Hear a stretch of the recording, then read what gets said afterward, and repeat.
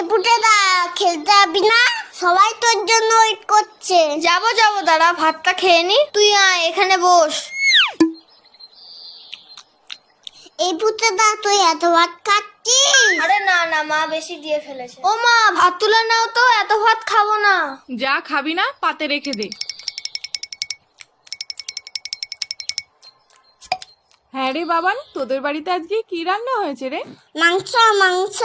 তাহলে পুটে আজ দুপুরে মাংস ভাত খেতে যাব বাবানের বাড়িতে, কি বলিস? কেন তোমাদের বাড়ির রান্না হয়নি? হয়েছে তো, কিন্তু তোদের বাড়িতে তো মাংস হয়েছে, তাই যাব।